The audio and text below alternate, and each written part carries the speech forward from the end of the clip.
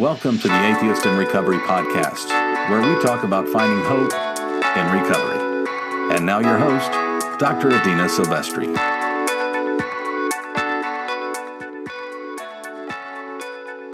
Hello guys, and welcome to episode 33 of the Atheists in Recovery podcast.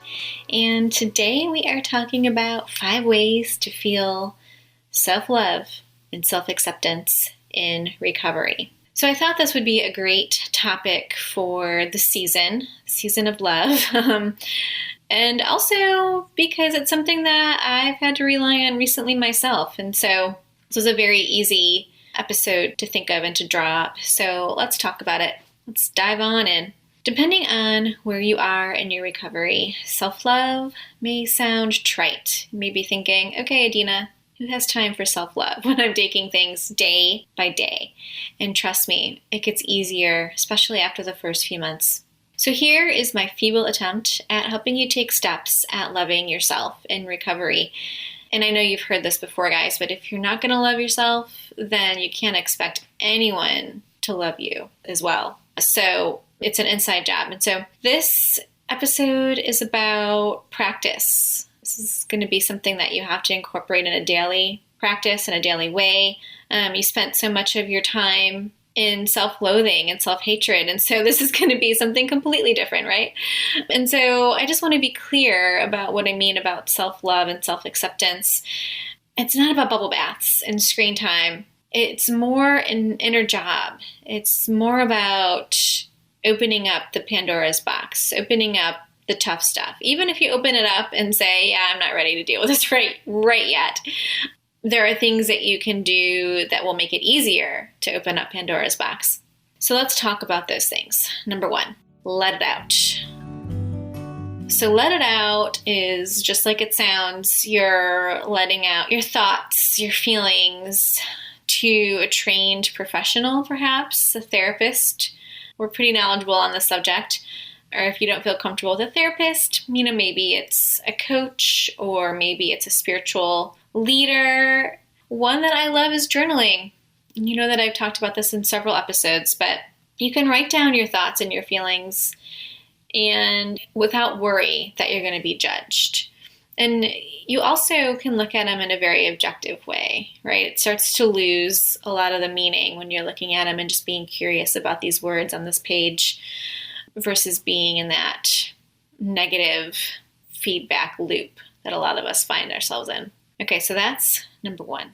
Number 2, move your body.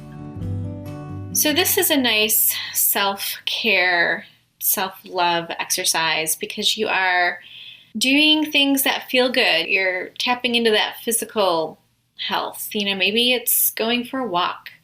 These are all the things that you didn't have time for in recovery, right? So maybe it's going for a walk prior to recovery. Maybe it's yoga, or maybe you join a gym. There's so many things that you could do in order to move your body and increase that dopamine and feel good.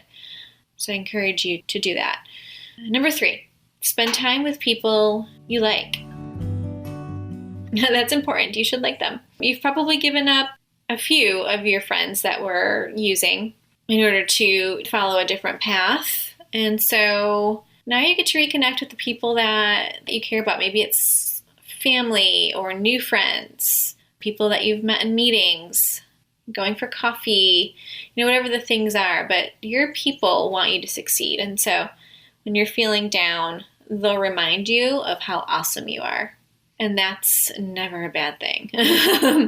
Accepting it in the beginning might be difficult, but go back to number 1. Your spiritual leader or your therapist will help you to accept those things, those good things that are coming your way, those good vibes. Number 4, set aside time for yourself.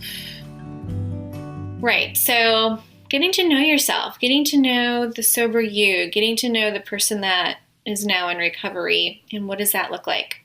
This could be obtaining a good book and going to a coffee shop, or it could be, sort of your spiritual aspect of yourself, getting to know that side of yourself a little bit better.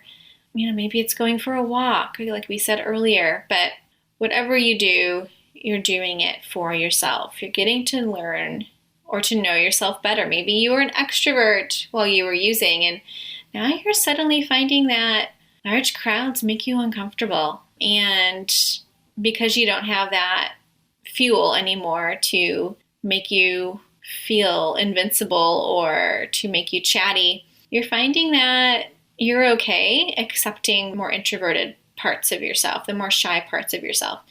And so that's what we want. We want you to accept everything about yourself. Introverted people are highly creative. They have their own unique set of skills that I don't think gets addressed as much as the extroverted individuals. We don't highlight the introverted individuals as much, and I don't really like that. I see a lot of introverted people in my practice, and so, yeah. So I like the highly creatives. Anyway, number 5, volunteer your time. Help a friend in need. That'll always get you out of your head. When you're doing something nice for somebody else, it makes you feel good. It's helping them at the same time.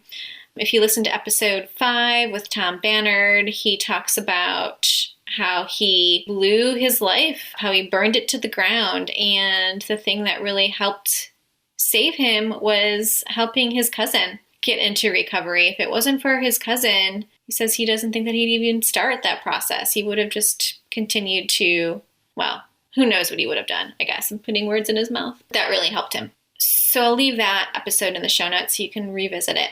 But yeah, and volunteering is really, they've made it a lot easier now, right? I mean, there's so many different ways you can volunteer and apps that you can use in order to volunteer, even if it's like an hour of your time once a week. I mean, they're making it so much easier now. So I think you'll be really happy once you do that. Okay, guys, let's just go over 1 through 5 again, sort of to summarize where we are. Number 1, let it out.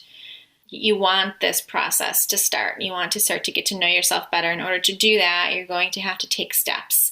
And one step is going to be talking to a professional. Number 2, move your body, whatever that looks like for you. Get curious about maybe a class that you'd want to take. I happen to love spin class. Maybe that's something that you can try. Not that you have to do spin class, but there's so many options out there now. 3, spend time with the people you like.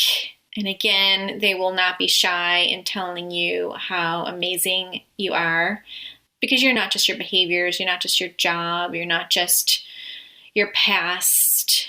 You're so much more than that. 4, set aside time for yourself. And so this may look like a hot bath. It may look like meditation by the beach. It's anything in which you can get in touch with the inner workings of your mind and just kind of drop down into those feelings and feel them. If you want to cry, cry. You're by yourself. It's okay. And then journal about it, right? So I'm trying to incorporate the spiritual, mental, emotional, and physical aspects of the person, and you can't go wrong. 5, volunteer your time. Okay, remember, taking care of yourself is the best thing you can do in recovery. So that means that in recovery means that you've already started this process, right? So you've already made that radical decision to love yourself instead of getting stuck in self-hatred and shame. You're choosing love already, and you'll be so much better for it. Okay, guys, thanks for listening. And just a reminder to head over to the Atheists in Recovery private Facebook group to find more of your people. Go ahead and click on the link in the show notes, and it'll send you right there. And I look forward to connecting with you.